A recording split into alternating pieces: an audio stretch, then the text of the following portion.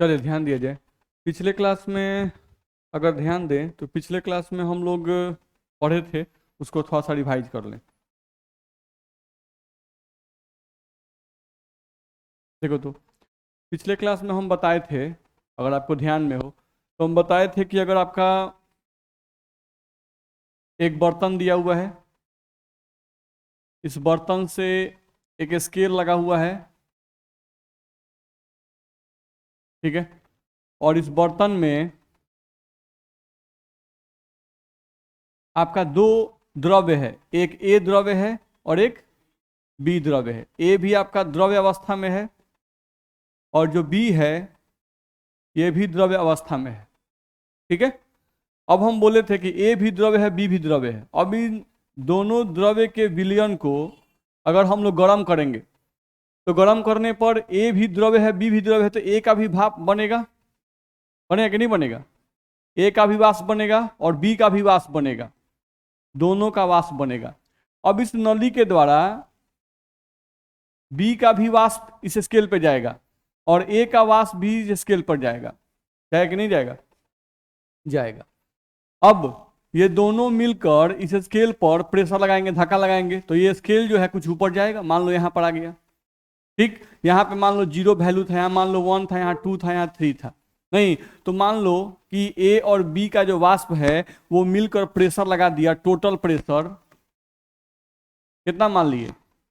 3 atm, नहीं, इतना pressure लगा। लेकिन ये 3 atm जो प्रेशर लगा वो टोटल टोटल ए नहीं लगाया है, इसमें कुछ हिस्सा ए लगाया है और कुछ हिस्सा बी लगाया है। ये हम बताए थे। 3 atm में से कुछ हिस्सा हम लोग का ए लगाया और कुछ हिस्सा बी लगाया। अब कितना हिस्सा ए लगाया? 3 atm टोटल प्रेशर लगा, नहीं तो 3 atm टोटल प्रेशर में से कितना हिस्सा ए लगाया और कितना हिस्सा बी लगाया, इसको बताने के लिए राउल्ट का फॉर्मूला आया था कि नहीं आया था? आया था। नहीं तो हम लोग यहां से बोल रहे थे कि 3 atm में से कुछ हिस्सा ए लगाया और कुछ हिस्सा बी का वाष्प जो है इस स्केल पे प्रेशर लगाया है। यानी 3 atm सिर्फ ए का नहीं है, सिर्फ बी का नहीं है, ए का भी है और बी का भी है, ठीक। अब ए के द्वारा लगाए गए प्रेशर को हम लोग दर्शाते थे ऐसे पीए से, और बी के द्वारा लगाए गए प्रेशर को हम दर्शाते थे पीबी से, बताया गया था। नहीं, अब कोई बोलता था कि टोटल प्रेशर बताओ, पी टोटल, तो पी टोटल बराबर हम लोग लिखते थे, याद करो, पी ए प्लस पीबी। ए का वाष्प दाब और बी का वाष्प दाब जोड़ दो तो टोटल वाष्प दाब निकल जाएगा, ये बताया गया था। अब हम ये भी बताए थे कि यहां पर अगर पीए का मान निकालना है तो राहुल साहब ने हम लोग को फॉर्मूला दिया था, पीए बराबर P0A XA प्लस, सॉरी यहां लिखें PB बराबर P0B XB। बोलो फॉर्मूला मिला था कि नहीं मिला था? मिला था हम लोग को। नहीं तो ये यहां तक हम लोग पिछले क्लास में पढ़े थे और इस पे आधारित जो ग्राफ इसका होता है वो ग्राफ हम लोग पढ़ लिए थे। पढ़े थे कि नहीं पढ़े थे? नहीं तो यहां तक पॉइंट आपको हम बताए थे। तो इन सभी बातों में कोई दिक्कत नहीं है, आगे बढ़ सकते हैं, ठीक। चलो अब आगे बढ़ते हैं, देखा जाए। अब यहां से अगर ध्यान दें हम लोग तो अगला टॉपिक हम लोग देखेंगे, तो अगला टॉपिक हम लोग क्या देखना है, अगले टॉपिक पर थोड़ा ध्यान दें। देखो तो अब हम लोग को एक ऐसे विलयन के बारे में पढ़ना है जिसमें अवाष्पशील विलय उपस्थित हो, ध्यान रखना है, ठीक है। यानी हम यहां लिख रहे हैं टॉपिक अपना कि अवाष्पशील, अवाष्पशील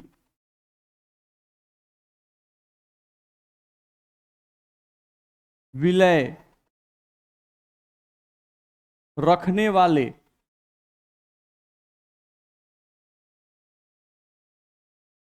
वाले विलयन का वाष्प दाब, अवाष्पशील विलय रखने वाले विलयन का वाष्प दाब। अब इसका मतलब थोड़ा समझ के देखा जाए।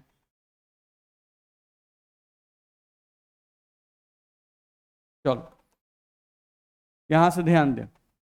अब सबसे पहले समझे कि अवाष्पशील विलय का मतलब क्या होता है। तो अवाष्पशील विलय का मतलब क्या हुआ?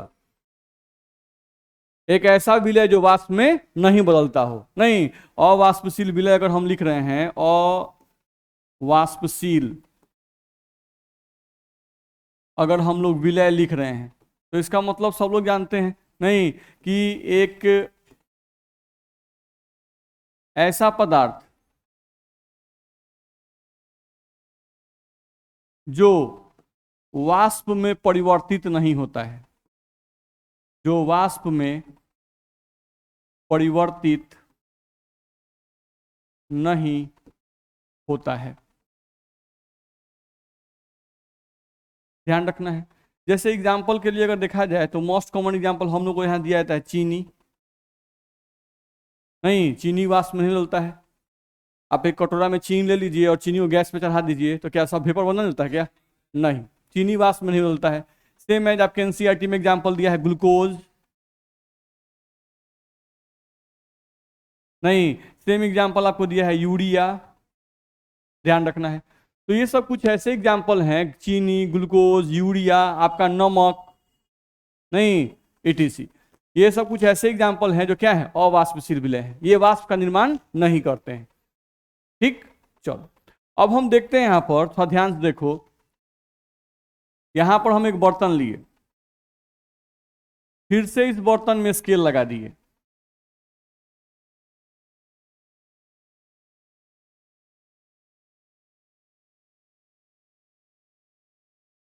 अब फिर से इस बर्तन में ए है और बी है, लेकिन अब यहां डिफरेंस है। डिफरेंस ये है कि जो ए है ये द्रव्य अवस्था में है और जो बी है ये ठोस अवस्था में है। यानी कि जो ए है ये तो वाष्प बना सकता है, लेकिन जो बी है वो वाष्प नहीं बना सकता है। नहीं, अब ऐसा विलयन जिसमें ए द्रव्य है और बी ठोस है, अब इस विलयन को तुम गर्म कर रहे हो, तो गर्म करोगे तो यहां जो ऊपर वेपर बनेगा, ऊपर जो भी वेपर बनेगा, जो भी वाष्प बनेगा, वो सब वाष्प किसका होगा, ए का कि बी का? नहीं, तो यहां पर हम लिख रहे हैं ए का वाष्प, यहां पर बी का वाष्प नहीं बनेगा, जबकि पिछले वाले केस में ए का भी वाष्प बन रहा था और बी का भी वाष्प बन रहा था, क्योंकि ए भी द्रव्य था और बी भी द्रव्य था। लेकिन यहां पर अब ए द्रव्य हो गया, बी क्या हो गया, ठोस हो गया। तो अब यहां पे जब गर्म करोगे तो ए का तो वाष्प बनेगा लेकिन बी का वाष्प नहीं बनेगा। अब यहां स्केल पे जो प्रेशर लगेगा, वो प्रेशर, स्केल पे जो दाब लगेगा वो दाब ए लगाएगा कि बी लगाएगा? सिर्फ ए लगाएगा? नहीं, तो यहां पर मान लो स्केल उठ के हम लोग का यहां से चला गया, यहाँ 0 था, यहाँ 1 था, यहाँ 2 था, तो यहां पर हम लिख रहे हैं पी टोटल, कुल दाब। तो पी टोटल बराबर हम लिख सकते हैं क्या, पी ए। बोलो, लिख सकते हैं ना? क्यों? क्योंकि यहाँ जो टोटल प्रेशर लग रहा है वो सिर्फ ए का वाष्प लगा रहा है, बी का वाष्प नहीं लगा रहा है। तो कुल दाब जो स्केल पर दिखाएगा वो कुल दाब हो जाएगा ए के द्वारा लगाए गए दाब के बराबर। होगा कि नहीं होगा? होगा, बिल्कुल सिंपल सी बात है। नहीं, यानी हम लोग यहाँ पे लिख रहे हैं पी टोटल बराबर, अगर हम ऐसा लिखते भी P A plus P B, नहीं तो पी बी का मान कितना, 0। नहीं, यानी कि पी टोटल, टोटल दाब जो आया वो बराबर आ गया किसके, पी ए के। नहीं, तो अगर पी टोटल हम लिख रहे हैं यहाँ पर पी टोटल बराबर पी ए, तो पी ए का तो फॉर्मूला हम लोग पढ़े हुए थे पिछले क्लास में। नहीं, पी ए का फॉर्मूला क्या था, पी जीरो ए एक्स ए। कह सकते हैं कि नहीं? मेरी बात समझ में आ रही है? नहीं, तो अगर आपसे कोई पूछता है, बोलिए कुछ बोल रहे हैं, तो दिक्कत नहीं ना है, जहां दिक्कत वहां रोकना होगा। चलो, तो अवाष्पशील विलय रखने वाले विलयन का वाष्प दाब, नहीं तो अवाष्पशील विलय रखने वाले विलयन के वाष्प दाब का फॉर्मूला क्या आ गया, पी टोटल बराबर पी जीरो ए एक्स से। लेकिन जब हम किताब में देखते हैं तो हेडिंग तो ये लिखा रहता है, लेकिन फॉर्मूला इस रूप में नहीं लिखा रहता है, फॉर्मूला किसी और रूप में लिखा रहता है, ध्यान रखना है। तो थोड़ा फॉर्मूला को हम लोग अब बदलेंगे और फॉर्मूला को बदल के उस रूप में लाएंगे जिस रूप में किताब में लिखा रहता है।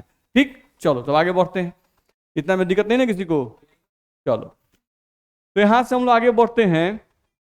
जो हमारे पास पी टोटल था, अच्छा पी टोटल को पीएस मिलते थे, याद है ना, प्रेशर ऑफ सॉल्यूशन। नहीं, तो पीएस बराबर हम लोग का जो फॉर्मूला था उसको उतार रहे हैं, पी जीरो ए एक्स ए लिख दिए। ठीक, अब चलो इसी को हम लिख रहे हैं, ध्यान से देखो, अब पी एस बराबर पी एस आई P0A जो है इसको इधर लाएंगे तो बटा में आएगा क्या, बराबर में XA। इतना में दिक्कत है। अच्छा देखो तो तुम लोग पहले ये पढ़ चुके हो ये पॉइंट। अगर हम लिखें A का मोल अंश अब प्लस B का मोल अंश बराबर कितना आता है 1, बताया गया है। नहीं, विलय का मोल अंश प्लस विलायक का मोल अंश का सम क्या होता है 1 के बराबर होता है, ये हम लोग जानते हैं। नहीं तो अगर हम लोगों को देखो तो यहां पर XA लिखा हुआ है, नहीं हम चाहते हैं कि जो XA है वो XB में बदल जाए। नहीं तो हमको XA को अगर XB में लिखना है, नहीं तो देखो तो हम यहां से ऐसे अगर लिखें XB बराबर 1 माइनस XA। नहीं हमको XA को XB के फॉर्म में लिख देना है, यानी कि इसको अगर 1 माइनस XA लिख देंगे 1 माइनस XA तो ये XB बन जाएगा। मेरा बात समझ में आ रहा है। इसको हम क्या लिख दें 1 माइनस XA तो ये कौन सी बदल जाएगा XB में। नहीं तो चलो हमको क्या करना पड़ेगा, इनमें से 1 माइनस करना पड़ेगा। तो हम क्या कर रहे हैं ध्यान से देखो, 1 माइनस इधर से भी 1 माइनस कर रहे हैं PS बट्टा P0A बराबर इधर से भी 1 माइनस कर रहे हैं 1 माइनस XA। इसी चीज को ऐसे लिखे तो कोई दिक्कत है, कोई दिक्कत नहीं है, सेम ही चीज है। नहीं इधर भी 1 माइनस किए इधर भी 1 माइनस किए, ताकि इक्वेशन मेरा जैसा है वैसा ही आ गया। ठीक चलो अब इसको हम लोग सॉल्व करते हैं। तो ये इधर जाएगा तो क्या बनेगा P0A माइनस PS बटा P0A बराबर 1 माइनस XA को सॉल्व किया तो क्या आ गया XB। 1 माइनस XA को हम लिख सकते थे क्या XB। बोलो दिक्कत है। नहीं तो अब तुम जब बुक में देखोगे तो बुक में तुम्हारा जो फॉर्मूला लिखा हुआ है अवाष्पशील विलय रखने वाले विलयन के वाष्पदाब का फॉर्मूला, अवाष्पशील विलय रखने वाले विलयन का वाष्पदाब। नहीं एक यानी एक ऐसा विलयन जिसमें विलायक तो द्रव्य है लेकिन विलय क्या है ठोस है। ऐसे विलयन के वाष्पदाब के लिए कोई फॉर्मूला पूछता है आपसे तो फॉर्मूला जो बुक में दिया रहता है वो इसी रूप में दिया जाता है P0A माइनस PS बटा P0A बराबर XB। अब सबका मतलब लिख लेते हैं P0A। चलो P0A का मतलब हम लोग को लिखना है तो P0A का मतलब बताएगी, चलिए खड़ा होकर बताइए, बोलिए। शुद्ध अवस्था में A का वाष्पदाब, शुद्ध अवस्था में A का वाष्पदाब, सही है। चलो PS का मतलब कुल वाष्पदाब, यही ना मतलब हुआ कुल वाष्पदाब। चलो ये भी सही है, फिर तो यही आ गया। अब XB का मतलब बताओ, बोलो। विलियंस विलियन में मोल अंश की मात्रा, किसका मोल अंश, किसका मोल अंश, विलियन का मोल अंश तो एक होता है, विलायक का मोल अंश का। यहां पर कुछ X के बगल में क्या लिखा हुआ है B, नहीं तो B विलय है तो विलय का मोल अंश बोलें चाहे B का मोल अंश बोलें, बैठिए ठीक है। तो बोलेंगे इसको B का मोल अंश, बोलो इसमें दिक्कत है, कह सकते हैं ना। नहीं B का मोल अंश, इतना में दिक्कत नहीं। तो ये हम लोगों का देखा जाए तो एक फॉर्मूला आया P0A माइनस PS बट्टा P0A बराबर XB। बोलो दिक्कत है, आगे बढ़ सकते हैं। चलो अब थोड़ा सा ध्यान दो, हम लोग को जो फॉर्मूला आया यहां पर उसको थोड़ा ध्यान से देखो। P0A माइनस PS बट्टा P0A बराबर XB, यही फॉर्मूला हम लोग को आया है।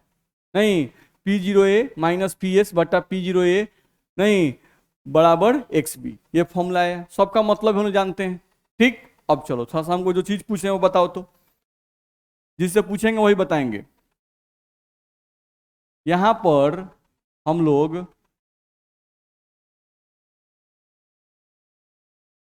प्योर वाटर लिए हुए हैं, प्योर वाटर, ठीक है। और यहां पर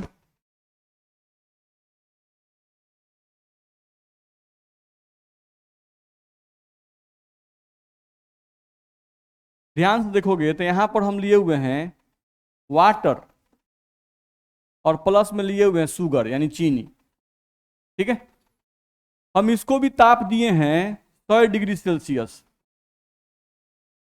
और इसको भी ताप दिए हैं 100 डिग्री सेल्सियस। ठीक, ध्यान से देख लो भाई, किसी को दिक्कत नहीं होना चाहिए। एगो बर्तन में प्योर पानी है, एगो बर्तन में पानी प्लस चीनी है, इसको भी ताप दिए हैं 100 डिग्री, इसको भी ताप दिए हैं 100 डिग्री। नहीं तो बताइए सर, इन दोनों में से किसका वाष्प दाब ज्यादा होगा? क्या होगा? इस प्योर पानी का वाष्प दाब ज्यादा होगा और इसका वाष्प दाब कम होगा। क्यों इसका वाष्प दाब ज्यादा हो गया? हाँ, यहाँ पूरा का पूरा तापमान पानी को मिलेगा, लेकिन यहाँ तापमान का कुछ हिस्सा पानी को मिलेगा और कुछ हिस्सा चीनी को मिलेगा। तो जब पानी को पूरा तापमान मिलेगा तो पानी जल्दी जल्दी वाष्प बनाएगा, यहाँ पर पानी जल्दी जल्दी वाष्प नहीं बनाएगा। बिल्कुल सही है। और कोई कारण?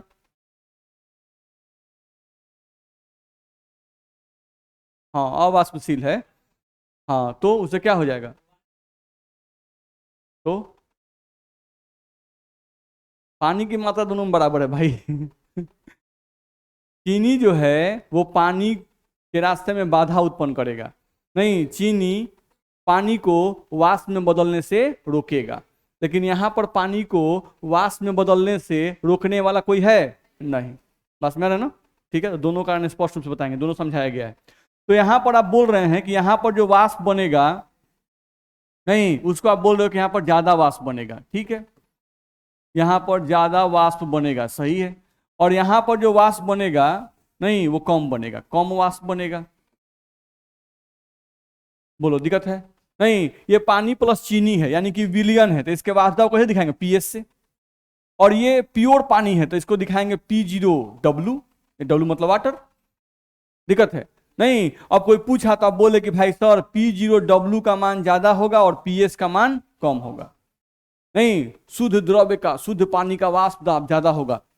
नहीं, लेकिन पानी में अगर चीनी डाल दीजिएगा तो पानी में चीनी डालने के बाद वो पानी अब उतना वाष्प नहीं बनाएगा जितना वो शुद्ध अवस्था में वाष्प बना रहा था। सही बात है। तो नॉर्मल घर पे करके देख सकते हैं, एगो बर्तन में पानी रख दीजिए, एगो गैस के चूल्हा पर प्योर पानी, एगो बर्तन में तनी चीनी उनी डाल के पूरा बढ़िया से मिला के उसको रख दीजिए, बस मेरा है। और चेक कीजिए कुकर में, नहीं है, देखिए कौन पहले सीटी मारता है।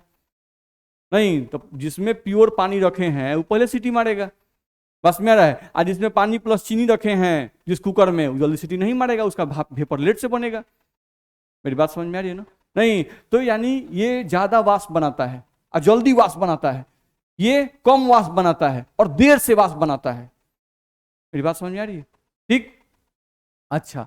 तो हम मान लेते हैं, ऐसे एक वैल्यू मान लेते हैं कि इसका जो वाष्प दाब है, प्योर पानी का जो वाष्प दाब है, वो मान लेते हैं सही कि भाई P बराबर 1 ATM है। कितना है? 1 ATM, ऐसे कुछ मान लिए। नहीं, इसका वाष्प दाब घट गया तो प्रेशर मान लिए इसका जो है PS का वैल्यू, वो तुमको मान लेते हैं सही कुछ 0.6 ATM हो गया, कुछ भी 0.6 ATM, 0.6 ATM इसका वैल्यू हम मान लिए। बोलो दिक्कत है?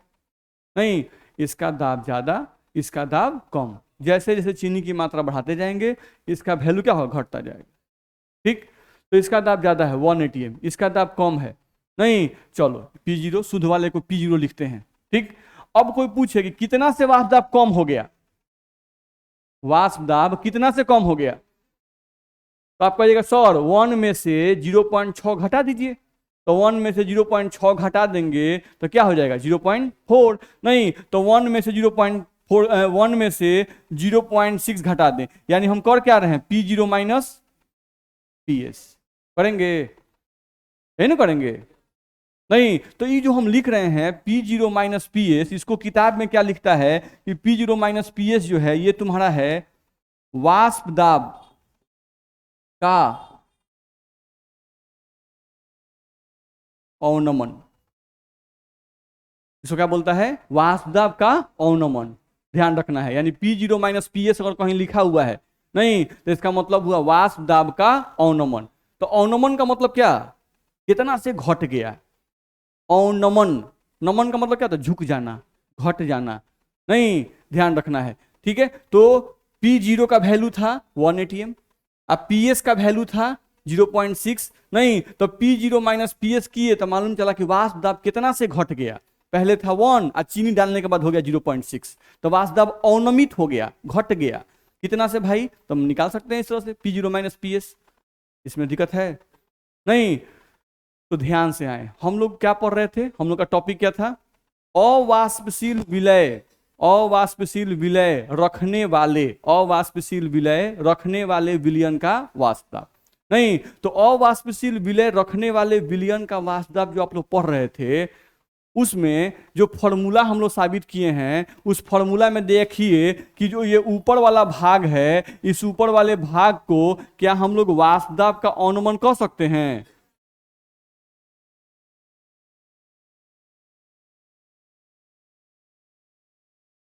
इसको वाष्प दाब का अनुमान करते कोई दिक्कत है क्या, दिक्कत है किसी को भी नहीं, तो ये P0 क्या है, शुद्ध द्रव्य का वाष्प दाब, और PS का मतलब क्या है, विलयन का वाष्प दाब, यानी कि जब हम विलय डाल दिए उसके बाद वाष्प दाब क्या हो गया, घट गया, शुद्ध द्रव्य का वाष्प दाब क्या था, ज्यादा था, नहीं उस द्रव्य में जब हम विलय डाले तो वाष्प दाब क्या हो गया, घट गया, तो कितना से घट गया, P0 माइनस PS, वही तो एग्जाम्पल समझाए हम, नहीं तो ये जो अवाष्पशील विलय रखने वाले विलयन के वाष्प दाब का फॉर्मूला जो पढ़ रहे हैं, इस फॉर्मूला का अब मतलब समझ रहे हैं हम लोग, इस फॉर्मूला में जो ऊपर वाला पार्ट है, इस ऊपर वाले पार्ट को क्या कहते हैं, वाष्प दाब का अनुमान, नहीं तो कभी कभी कहेगा क्या वाष्प दाब का अनुमान निकालो, तो वाष्प दाब का अनुमान निकालने का मतलब हुआ कि खाली इसका मान निकालना है, P0 माइनस PS का मान निकालना है, नहीं पूरा का मान मत निकालने लगिएगा, काम घबरा जाएगा, ठीक है, तो एक बात समझते चलिएगा।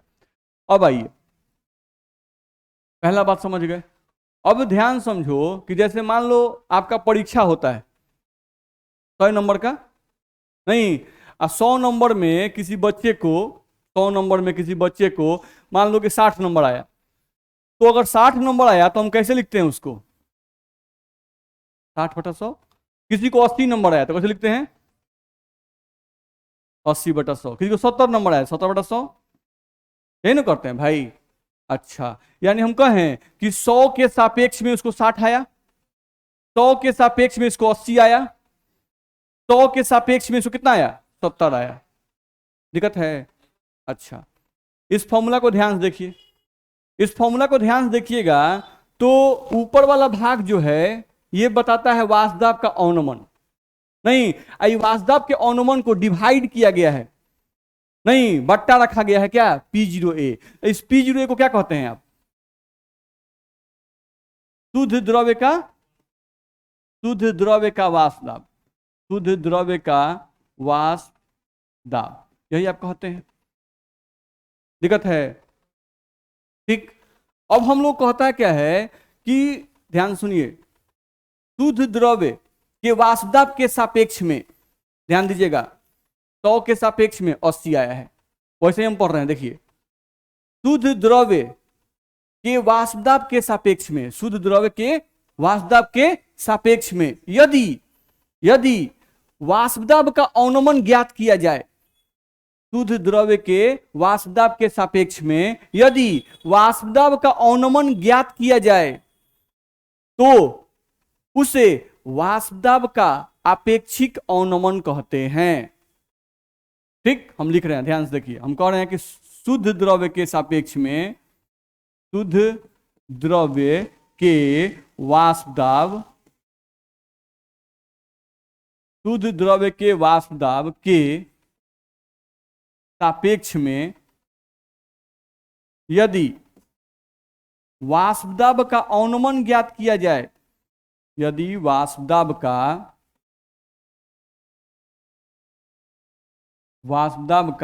अनुमान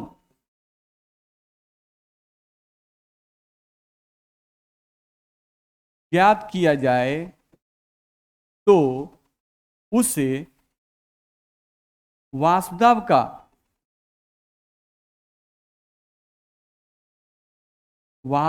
का आपेक्षिक अनुमान कहते हैं,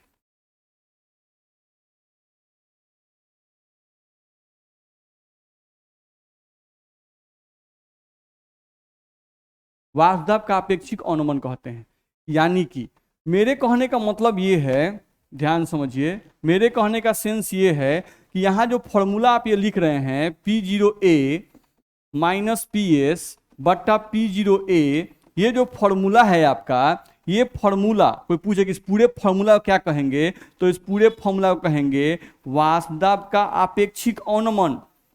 वाष्पदाब का आपेक्षिक अवनमन,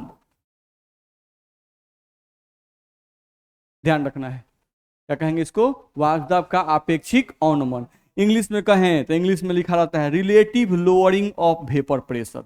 देखो रिलेटिव मतलब आपेक्षिक, नहीं, लोअरिंग, लोअरिंग का मतलब अवनमन, लोअरिंग ऑफ वेपर प्रेशर, दिक्कत है नहीं, तो इसी को इंग्लिश में लिखा था relative lowering of vapour pressure, या इसी को शॉर्ट फॉर्म में बुक में देखोगे तो बुक में इसी को शॉर्ट फॉर्म में ऐसे लिखता है RLVP, relative lowering of vapour pressure, RLVP, दिक्कत है, ठीक। तो फिर से देखें, हम लोग क्या पढ़ रहे थे, अवाष्पशील विलय रखने वाले, अवाष्पशील विलय रखने वाले विलयन का वाष्पदाब, नहीं, वही हम लोग पढ़ रहे थे। तो हम लोग को बताया गया कि भाई अवाष्पशील विलय, अच्छा यानी एक विलयन है जिसमें विलायक द्रव्य है और विलय ठोस है, नहीं, अब ऐसे विलयन को जब हम गर्म किए तो गर्म करने पर विलायक जो कि द्रव्य है वो तो वाष्प बनाएगा, लेकिन जो विलय है वो वाष्प नहीं बनाएगा। तो जो टोटल वाष्प दाब आएगा वो टोटल वाष्प दाब किसके बराबर होगा, विलायक के वाष्प दाब के बराबर होगा, नहीं, तो P टोटल बराबर आ गया था PA, उसी को हम लिखे थे P टोटल को P0A XA, ये लिखे थे, नहीं, उसी को सॉल्व करके हम लोग उस फॉर्मूला को इस फॉर्म में लाए, P0A माइनस PS बट्टा P0A बराबर XB, इस तरह से लाए उसी को सॉल्व करके, नहीं। अब जब हम सॉल्व कर दिए तो अब इस फॉर्मूला में भी सबका अपना अपना मतलब है, इस मतलब को बताया गया। अब ऊपर वाला जो P0A माइनस PS है तो ये दिखा रहा है P0A, अच्छा शुद्ध द्रव्य का वाष्प दाब, नहीं, माइनस PS, नहीं, PS मतलब विलयन का वाष्प दाब, यानी शुद्ध द्रव्य में कोई अवाष्पशील विलय डाला गया तो विलयन बन गया, अब उसका वाष्प दाब, तो P0A माइनस PS ये क्या बता रहा है, P0A माइनस PS क्या बता रहा है, ये हमको बता रहा है वाष्प दाब का अवनमन, नहीं। अब ये तो मालूम चल गया, फिर इसको देखेगा बट्टा P0 से डिवाइड कर दिया, नहीं, यानी ये जो वाष्प दाब का अवनमन निकाल रहा है वो किसके सापेक्ष में निकाल रहा है, शुद्ध द्रव्य के वाष्प दाब के सापेक्ष में, नहीं, शुद्ध द्रव्य के वाष्प दाब के सापेक्ष में निकाल रहा है। तो अगर शुद्ध द्रव्य के वाष्प दाब के सापेक्ष में वाष्प दाब का अवनमन ज्ञात किया जाए तो इसे ही कहते हैं वाष्प दाब का आपेक्षिक अवनमन। तो जब हम लोग बुक में फॉर्मूला ही पढ़ेंगे P0A माइनस PS बट्टा P0A, तो वहां पर लिखा रहता है इस फॉर्मूला के बगल में वाष्प दाब का आपेक्षिक अवनमन, नहीं, डिटेल नहीं समझाया हुआ है लेकिन लिख देगा P0A माइनस PS बटा P0A बराबर वाष्प दाब का आपेक्षिक अवनमन। तो हम लोग सबका मतलब समझ रहे हैं कि नहीं समझ रहे हैं, समझ रहे हैं, ध्यान रखना है। चलो अब थोड़ा अगले पॉइंट पे आते हैं।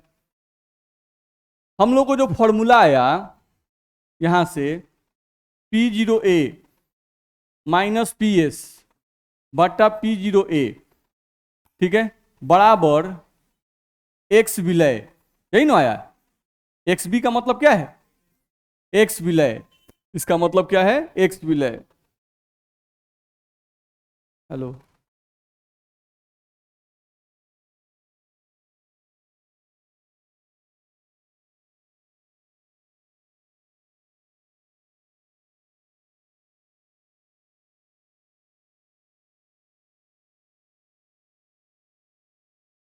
थोड़ा ध्यान देखा जाए, देखो तो ये क्या कहना चाहता है, थोड़ा ध्यान समझो, ये है वाष्प दाब का अवनमन, नहीं, वाष्प दाब का अवनमन, बट्टा में P0A कह दिए तो अच्छा शुद्ध द्रव्य के वाष्प दाब के सापेक्ष में वाष्प दाब का अवनमन निकाला गया, इस पूरे को हम कह दिए वाष्प दाब का आपेक्षिक अवनमन, नहीं, इसको हम लिखते हैं यहां पे बोला गया वाष्प दाब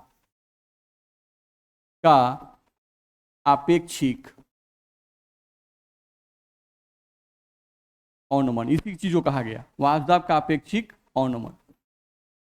अब वाष्प दाब का आपेक्षिक अवनमन जो है देखो तो वो बराबर किसके है, X विलय के बराबर है, नहीं, अच्छा इस X विलय का अगर मतलब समझें तो इसका एक्चुअल मतलब होता है विलय की मात्रा, इसका मतलब क्या होता है, इसका मतलब होता है विलय की मात्रा। ठीक, अच्छा, तो विलय की मात्रा यानी समझो बात को, यानी ये दोनों जो हैं इक्विवेलेंट दिखाया गया है। यानी कि अगर विलय की मात्रा बढ़ाओगे तो वाष्पदाब के आपेक्षिक अवनमन का मान भी क्या होगा, बढ़ेगा। सिंपल सी बात है। यहां से कहा जा रहा है कि यदि विलय की मात्रा बढ़ाएंगे तो वाष्पदाब का अपेक्षिक अवनमन को शॉर्ट फॉर्म में क्या बोलते हैं, RLVP। ध्यान रखना है, यदि विलय की मात्रा बढ़ाएंगे तो RLVP यानी वाष्पदाब का अपेक्षिक अवनमन का मान क्या होगा, का मान बढ़ेगा। बढ़ेगा कि नहीं बढ़ेगा, बढ़ेगा। बोल रहा है कि यदि विलय की मात्रा बढ़ाएंगे तो RLVP का मान बढ़ेगा। तो विलय की मात्रा यानी मोलंस। नहीं, कोई बोले कि बताओ मोलंस का मान बढ़ा रहे हैं, तो दिमाग में अच्छा मोलंस बढ़ा रहा है यानी विलय की मात्रा बढ़ा रहा है। नहीं, विलय की मात्रा बढ़ाएंगे तो बताओ तुमको RLVP का मान यानी वाष्पदाब के अपेक्षिक अवनमन का मान बढ़ेगा कि घटेगा कि कोई प्रभाव नहीं पड़ेगा, बढ़ेगा। नहीं, चेक कर सकते हैं। देखो तो यहां पर ध्यान दिया तो 3 गो फोटो बनाया हुआ है। 3 गो फोटो में इसमें ध्यान दो खाली पानी है, लिखा है प्योर लिक्विड। क्या लिखा हुआ है, प्योर लिक्विड। इसमें देखो पानी में चीनी या कुछ दाना दिखाई दे रहा है स्टार वाला, नहीं। इसमें देखो ज्यादा स्टार दिख रहा होगा यानी इसमें ज्यादा चीनी है। तो ऐसे ही कुछ मान लेते हैं कि ये प्योर लिक्विड है और यहां पर हम मान लेते हैं कि पानी है अब प्लस 5 ग्राम चीनी है। कितना है, 5 ग्राम चीनी है। अच्छा, इसमें जितना पानी है, इसमें जितना पानी है, सब में पानी समान है, फिर यहां पर भी उतना ही पानी है, लेकिन चीनी का मात्रा जो है वो 10 ग्राम हो गया। कितना हो गया, 10 ग्राम। खाली चीनी की मात्रा में बदलाव किए। ठीक, अब तुमको अभी तुम लोग ये बताए हो कि सर जो शुद्ध द्रव्य होता है उसका वाष्पदाब ज्यादा होता है, नहीं होता है ना। तो यहां पर प्योर पानी है मान लो, तो इसका वाष्पदाब ज्यादा होगा। इसमें थोड़ा सा चीनी डाल दिए तो इसके सापेक्ष में इसका वाष्पदाब थोड़ा सा कम हो जाएगा। इसमें चीनी और डाल दिए तो इसका वाष्पदाब थोड़ा और कम हो जाएगा। ऐसा होगा कि नहीं होगा। चलो, तो यहां से कॉन्सेप्ट क्या मिल रहा है, ध्यान से मेरा बात समझना कि यदि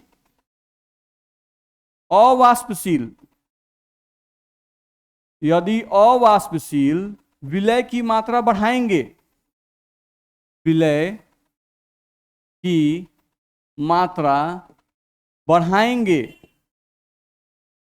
तो वाष्पदाब का मान ध्यान से बताओ, वाष्पदाब का मान क्या लिखें, घटेगा। वाष्पदाब का मान घटेगा, ध्यान से पढ़ लो। यदि अवाष्पशील विलय की मात्रा बढ़ाएंगे तो वाष्पदाब का मान क्या होगा, घटेगा। ये प्योर पानी है, इसका वाष्पदाब सबसे ज्यादा। चीनी थोड़ा सा डाल दिए तो वाष्पदाब थोड़ा सा घट जाएगा। चीनी और डाल दोगे वाष्प ये और कम वाष्प बनाएगा। ऐसा होगा कि नहीं होगा। सिंपल है, हम तो पहले ही बोले कि भाई जैसे ही चेक करना है 3 गो कुकर ले लो, नहीं सबको गैस पे चढ़ा दो। एगो में प्योर पानी, एगो में पानी या प्लस 5 ग्राम चीनी, एगो में पानी या 10 ग्राम चीनी। देख लो कौन सीटी मारेगा पहले। जिसमें प्योर पानी हो वो पहले सीटी मारेगा, जिसमें 10 ग्राम चीनी डाले हो वो सबसे लेट से सीटी मारेगा। मेरी बात कुछ समझ में आ रही है, नहीं। अच्छा, अब यहां पर थोड़ा सा आ जाओ, ध्यान से देखो। हम मान लिए कि जो प्योर वाटर है इसका वाष्पदाब P0 का वैल्यू हम कितना मान लिए, 1 atm। थोड़ा सा चीनी डाल दिए तो ये सॉल्यूशन नंबर 1 है। कौन है, सॉल्यूशन नंबर 1 PS1। तो P मतलब प्रेशर, दाब, S मतलब सॉल्यूशन। नहीं, इस सॉल्यूशन का दाब हम ऐसे ही मान लिए कि कुछ कम हो गया। इसका 1 है तो 1 से थोड़ा सा कम हो गया, 0.8 मान लिए। कितना हो गया, 0.8। आई सॉल्यूशन नंबर 2 है तो इसको PS2, P मतलब प्रेशर, S मतलब सॉल्यूशन, 2 नंबर। तो 2 नंबर सॉल्यूशन का दाब हम मान लिए 0.6 हो गया। बोलो दिक्कत है। चलो, अब हम क्या करते हैं, इन दोनों के केस में हम निकालना चाहते हैं क्या, P0 माइनस PS1। दिक्कत है। ये क्या है, वाष्पदाब का अवनमन है।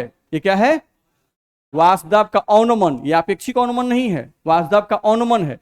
तो P0 माइनस PS1 इसका वैल्यू निकालेंगे तो कितना आएगा, P0 का वैल्यू 1 1 और इसका वैल्यू 0.8 कितना आएगा, 0.2। निकाल दिए। अच्छा, अब इन दोनों का निकालते हैं जी, इसका और इसका, क्योंकि हमको शुद्ध द्रव के सापेक्ष में ही निकालना है। नहीं तो इसका इसका निकाल के चेक करते हैं। चलो यहां से आ जाते हैं, P0 माइनस PS2। बोलो दिक्कत है? तो P0 का वैल्यू कितना है? 1। ये तो फिक्स रहता है, प्योर लिक्विड का वास्तव फिक्स है। नहीं 1, इसका वैल्यू कितना हो गया है? कितना आ गया?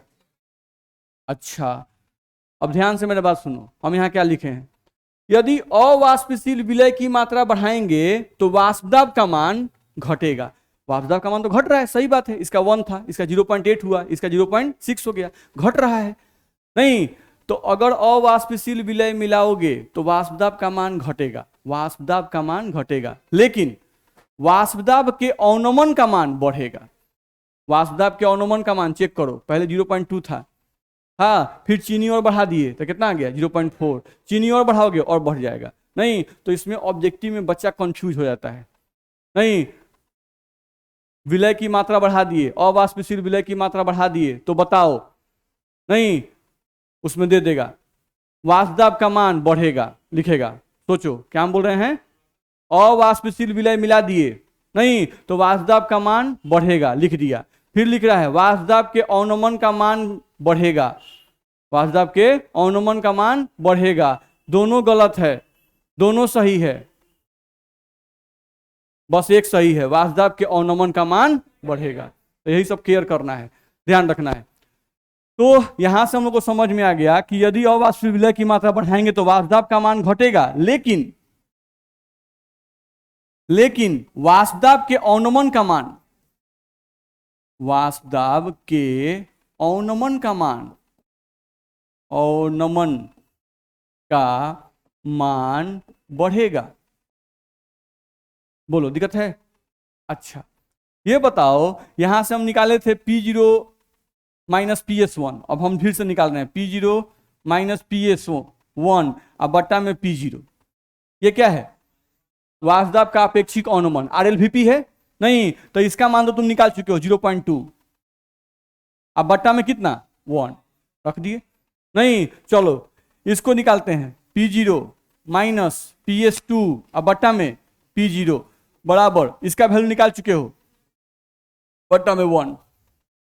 अब बताओ वाष्प दाब के अपेक्षिक अवनमन का मान किसका ज्यादा है? इस केस में ज्यादा है।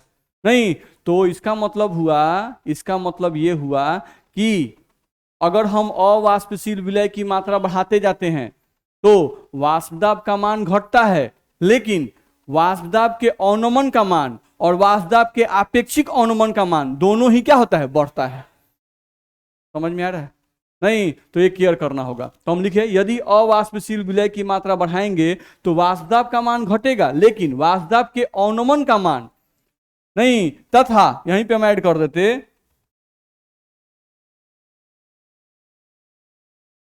वाष्प दाब के अवनमन का मान तथा वाष्प दाब के अपेक्षिक अवनमन, शॉर्ट फॉर्म में लिखते हैं RLVP, ज्यादा बेटर रहेगा, तथा RLVP का मान क्या होगा? बढ़ेगा। बोलो दिक्कत है इसमें? कह सकते हैं कि नहीं कह सकते हैं? ठीक है, तो ये सब पॉइंट हम लोग को ध्यान रखना होगा। किसी को दिक्कत है इसमें? ठीक है, तो इस तरह का हम लोग को ये सब केयर करना होगा। चलो आगे बढ़ते हैं हम लोग।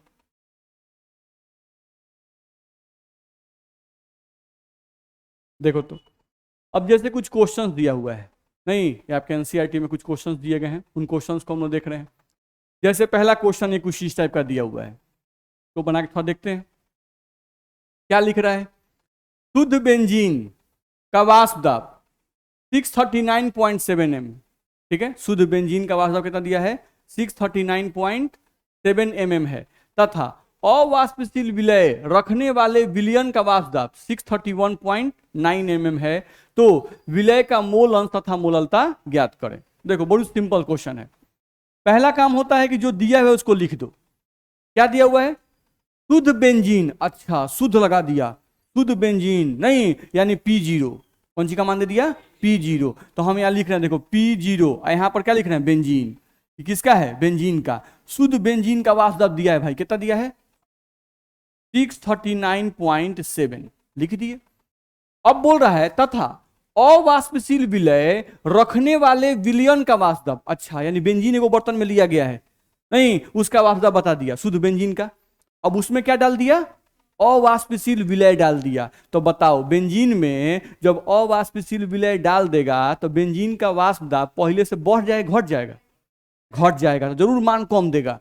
नहीं तो देखो तो क्या बोला, अवाष्पशील विलय रखने वाले विलयन का वाष्प दाब 631.9 mm। तो देखो तो इसके सापेक्ष में ये वैल्यू ज्यादा है कि कम है, कम है। तो सही बात है भाई, हम तो पढ़े हैं नहीं कि अवाष्पशील विलय डालते हैं तो विलयन का वाष्प दाब घट जाता है, तो घट गया। नहीं तो यहां पर देख लो विलयन का वाष्प दाब यानी पीएस का मान दिया हुआ है, पीएस का मान कितना दिया हुआ है 631.9 mm, ठीक है, वो तो इकाई है। तो विलय का मोलंस ज्ञात करें, तो आरएलवीपी का फॉर्मूला तो जानते हैं, नहीं हम लोग अभी पढ़ चुके हैं, P0 माइनस PS बटा P0 बराबर एक्स विलय। ऐसा पढ़े हैं कि नहीं पढ़े? नहीं। अब देखो तो P0 का मान शायद दिया हुआ है 639.7 माइनस PS का मान भी दिया हुआ है 631.9 बटा P0 का मान फिर से देख लो कहां दिया हुआ है 639.7, नहीं बराबर एक्स विलय। तो एक्स विलय बताओ यहां से निकलेगा कि नहीं निकलेगा? नहीं, खाली हमको इसको घटा लेना है, इससे डिवाइड कर देना है, दिक्कत है नहीं। तो हम लोग आसानी से निकाल सकते थे, कितना आएगा जी 639.7 में 631.9 है ना, हटा लेंगे, 17 में से 9 जाएगा कितना होगा 8, यहाँ 8 में से 1 जाएगा कितना 7, बाकी सब जीरो हो गया 7.8। तो यहाँ पे हम लोग को वैल्यू अगर देखा जाए तो यहाँ पर हम लोग को आ गया 7.8 घटाने के बाद, अब बट्टा में आ गया 639.7, नहीं बराबर क्या आया एक्स विलय, ये हम लोग को आया। नहीं अब मान लो इसको डिवाइड करते हैं हम लोग, थोड़ा सा डिवाइड करके एक्यूरेट देख ले कितना आ रहा है वैल्यू, देखो तो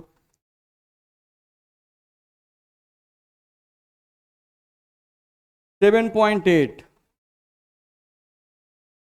डिवाइडेड बाई 639.7, तो वैल्यू हम लोग को यहां पे आ रहा है 0.012, लिख लिए, बराबर क्या आ गया एक्स विलय। बोलो दिक्कत है इसमें? नहीं तो मोलंस का मान निकल गया। अब हमको क्या निकालना है, मोललता निकालना है। क्या निकालना है? मोललता। नहीं तो चलिए बताइए मोललता का परिभाषा बताइए, मोललता निकालना है 1 kg विलायक में, बोलिए, उपस्थित विलय की मात्रा को, विलय की मात्रा को मोल में निकालना है, मोल में निकालना है। सही है, बैठिए। नहीं एकदम ही सही बोल रहे हैं, 1 kg विलायक में उपस्थित विलय की मात्रा को मोल में निकालना है, ठीक है, 1 kg विलायक में उपस्थित विलय की मात्रा को मोल में निकालना है, ठीक, दिक्कत है? अच्छा चलो देखते हैं थोड़ा सा,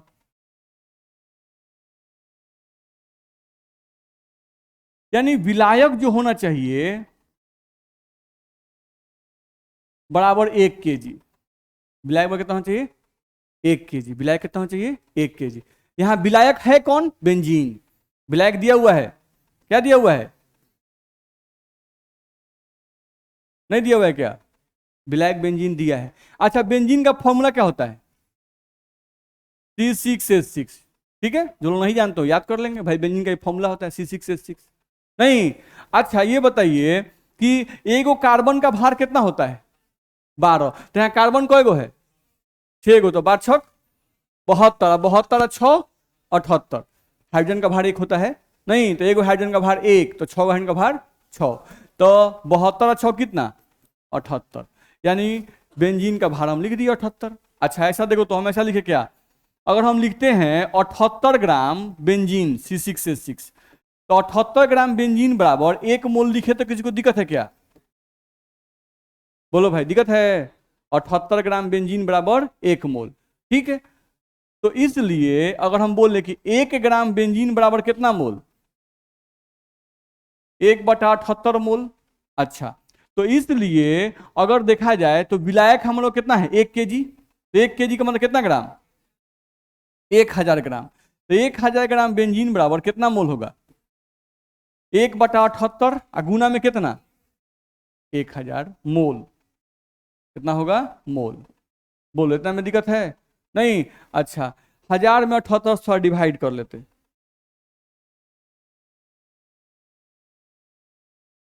1000 डिवाइडेड बाई 78। देखो तो यह जा रहा है हम लोग का 1000 डिवाइड बाई 78 करने पर 12.82 मोल, 12.82 मोल, ठीक है।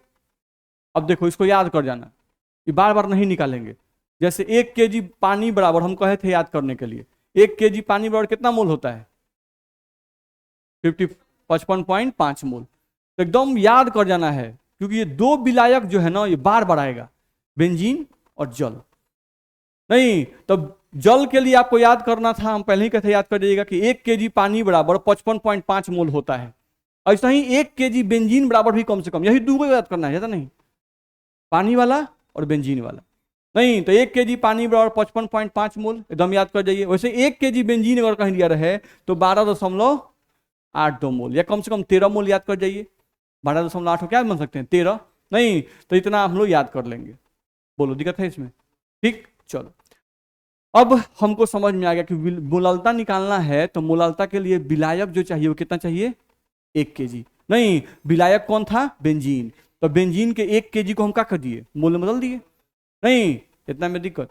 अच्छा, अब यहां पे आओ तो देखो तो हम लोग अभी मोललता का परिभाषा एक बच्चा हम लोग को बताया, ध्यान से फिर से पढ़ें। 1 केजी विलायक में उपस्थित विलय की मात्रा को मोल में निकालना है।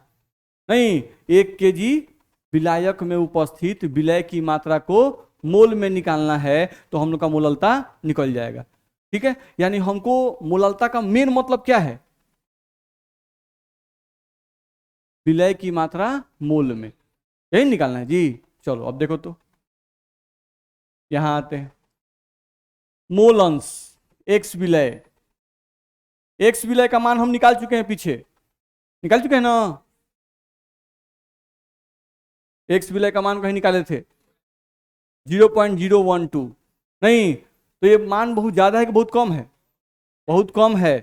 तो जब एक्स विलय का मान बहुत कम रहता है तो हम कितनी बार बोले हैं कि उसको तनु विलयन मान लेना है, क्या मानना है, तनु विलयन मान लेना है। नहीं, अब आ जाओ यहां पर ध्यान दो, तो हम लिख रहे हैं एक्स विलय बराबर, फॉर्मूला है विलय का मोल बट्टा विलायक का मोल। जब विलयन क्या होता है, तनु होता है तब। तो हम यहां लिख दिए विलय का मोल बट्टा में विलायक का मोल, ठीक।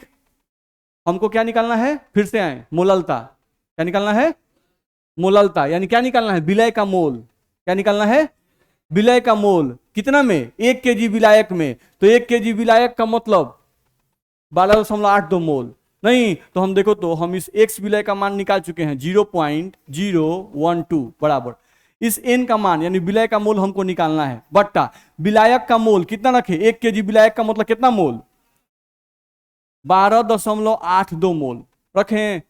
नहीं तो हम इसको एन का मान यानी विलय का मोल निकालना है तो 0.012 गुना 12.82 कर देंगे तो हमारा आंसर आएगा कि नहीं आएगा। समझ में कुछ आया, दिक्कत है? किसी को कहीं दिक्कत तो बोल सकते हैं, ध्यान रखना है। अब ये क्वेश्चन में हम लोग को अगर देखा जाए ध्यान से, तुम शुरू से फिर से देखो, फिर से शुरू से देखो, तो इस क्वेश्चन में P0 का मान दे दिया था, PS का मान दे दिया था। तो मोल अंश निकालने में कोई मेहनत था क्या, कोई मेहनत नहीं था, बस वैल्यू रखना था। P0 का मान रख दो, PS का मान रख दो, घटा दो, डिवाइड कर दो और PS का एक्स विलय का मान निकाल दो, बस में रहे। मोललता निकालने के लिए भी मेहनत नहीं है। मोललता निकालने के लिए आपको बस क्या ध्यान रखना है कि भाई मोल अंश जब निकल गया नहीं तो मोल अंश निकल गया तो हम अब सीधे आ गए। मोल अंश निकलने के बाद हम सीधे यहां आ रहे हैं, ध्यान से देखो। मोल अंश जैसे ही निकल जाए तो मोल अंश का मान मालूम हो गया। ठीक, मोल अंश का फॉर्मूला होता है विलय का मोल बटा विलायक का मोल। नहीं तो हमको जब भी मोललता निकालना होगा, नहीं तो हमको क्या ध्यान रखना पड़ेगा कि 1 kg जो विलायक दिया हुआ है उसका मोल कितना होता है। और मैक्सिमम केस में आंसर में या तो बेंजीन देगा विलायक के रूप में या तो वाटर देगा। तो वाटर का क्या याद किए हैं 55.5, बेंजीन का याद कर लिए 12.8।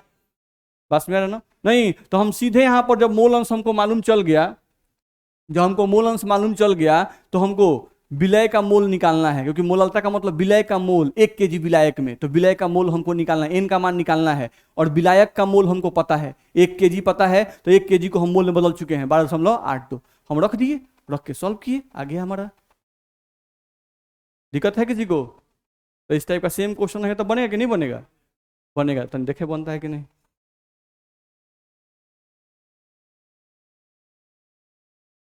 बनाइए। ग्लूकोज के जलीय विलयन, अब देखो ये आसान कर दिया। क्या दे दिया? जलीय विलयन, विलायक कौन है? जल।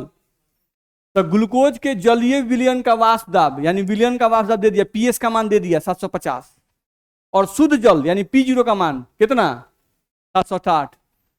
ध्यान से देखो, पीएस का मान दे दिया है, P0 का मान दे दिया है, और पढ़ा है पहले मोलंस निकालो, तो मोलंस तो आराम से निकल जाएगा। अब मोलंस निकालने के बाद मोललता ज्ञात करना है। क्वेश्चन ढंग से देख लीजिए, कहिएगा तो पीछे वाला फिर से हम यहाँ पर कर दें ताकि आप उसको देख के बना सकते हैं। ये सब लिख लिए? ये सब लिख लिए तो पीछे हम बोर्ड आपका दिखा देंगे ताकि आप उसको देख देख के बना सकते हैं। आपका फॉर्मूला यही है, P0 माइनस PS बट्टा P0 बराबर एक्स विलय। यही फॉर्मूला है, इस फॉर्मूला का यूज करना है। अब देखो कि शुद्ध कहीं लिखा है कि नहीं क्वेश्चन में, तो ये P0 है शुद्ध वाला, अब विलयन PS है और ये P0 शुद्ध है, एक्स विलय का मान निकल जाएगा कि नहीं निकल जाएगा?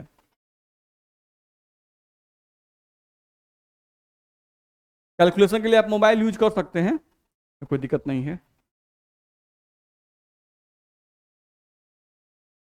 0.721 सबका उतना ही आ रहा है। तो एक्स विलय का मान निकल गया। एक्स विलय का मान कितना आ गया? है 0.013 ये आएगा।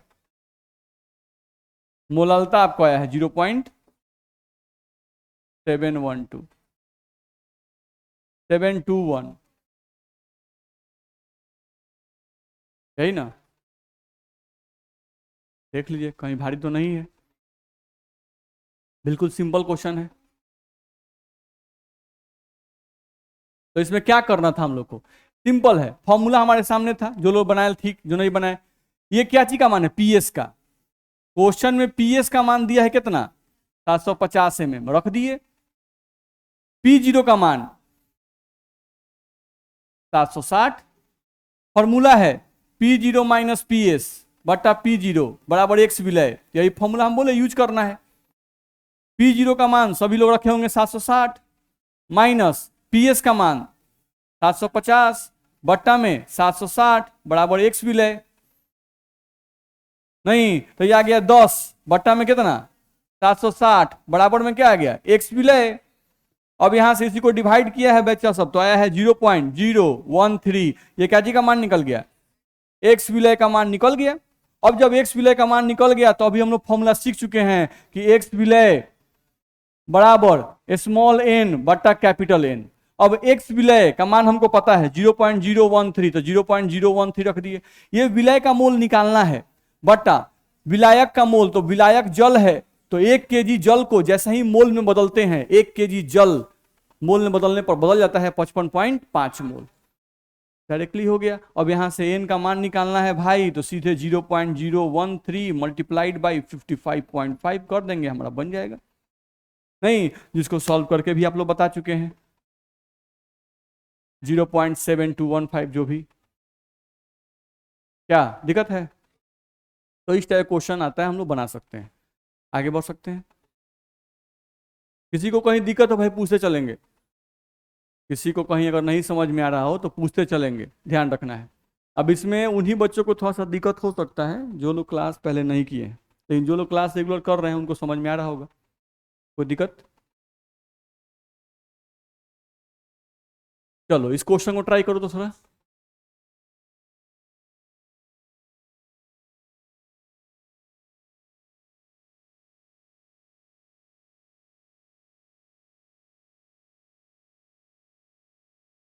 अब उससे थोड़ा सा अलग है ये क्वेश्चन।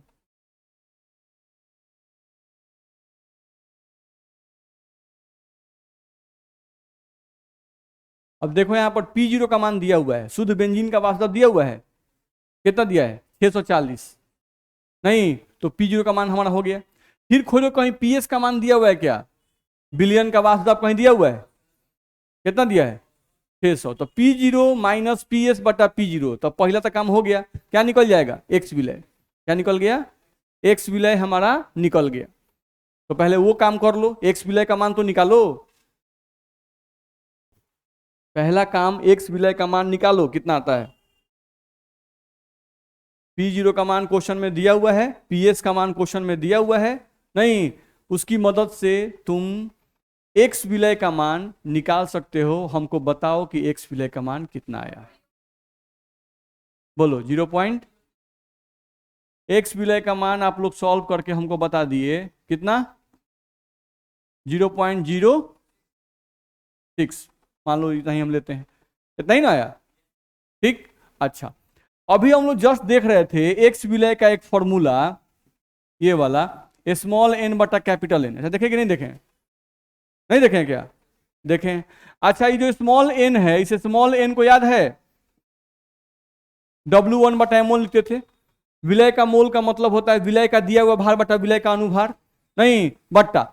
ये विलायक का मोल है, तो विलायक का मोल विलायक का दिया हुआ भार बटा विलायक का अनुभार। ध्यान में है? नहीं। अच्छा, W1 बटा M1, इसको पलट दें, M2 बटा में कितना? W2। एक्स विलय का मान तुम निकाल चुके हो, कितना? 0.06 रख दिए। चलो अब सबका मान देखते हैं। W1 यानी विलय का दिया हुआ भार। क्वेश्चन को पढ़ो, कहीं विलय का भार दिया हुआ है क्या? 2.175 ग्राम दिया हुआ है। 2.175 ग्राम, यही W1 है। अवाष्पशील विलय, यही तो विलय का भार है। 2.175 यानी W1 का मान पता है, बट्टा M1 विलय का अनुभार। शायद विलय का अनुभार तो ज्ञात करना है, यानी कि हमको M1 का मान ज्ञात करना है, मल्टीप्लाइड बाई M2। M2 मतलब विलय का विलायक का अनुभार। तो विलायक खोजे कौन है? बेंजीन। तो अभी तो इसका निकाले थे 78, 6 से 6 नहीं 78। और W2 का मतलब विलायक का दिया हुआ भार। तो विलायक का दिया हुआ भार कितना है? 39 ग्राम बेंजीन। तो क्या इसको सॉल्व करके हम M1 का मान नहीं निकाल सकते हैं? निकाल सकते हैं। देख लो कहाँ दिक्कत हो रहा है।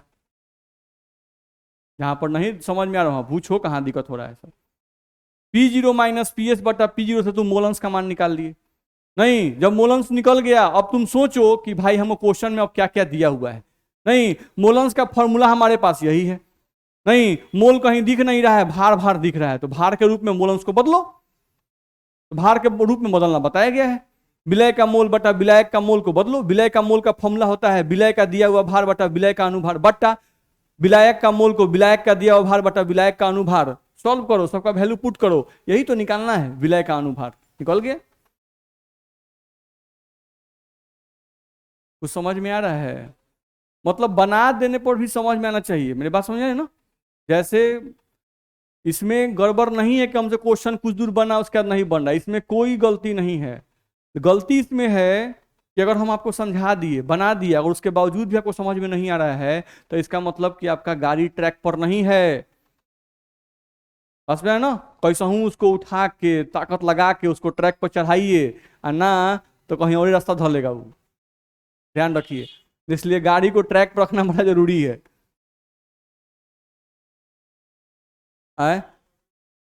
W1 कहाँ से मिला? क्वेश्चन में देखिए W1 का मतलब होता है विलय का दिया हुआ भार। तो क्वेश्चन पढ़िए, 2.175 ग्राम अवाष्पशील विलय, दिख रहा है? तो देख लीजिए, इसमें कहीं दिक्कत नहीं होनी चाहिए। अब इसके बाद कुछ क्वेश्चंस और इसमें दिए गए हैं जिसको आपको घर से बना के लाना है। जैसे देख लीजिए, एक ये क्वेश्चन है, इसको भी आपको घर से बना के लाना है। नहीं, एक ये क्वेश्चन है, नहीं तो दो क्वेश्चन है जिनको आपको घर से बनाकर लाना है। ठीक है, दो क्वेश्चन आप घर से बना के लाएंगे। पीछे वाला क्वेश्चन कौन सा क्वेश्चन? अच्छा, उसका नहीं बना है क्वेश्चन, तो आते आते कल याद दिलाइएगा। ठीक है, पहले उसको सॉल्व करेंगे तब इसको देखेंगे। ठीक।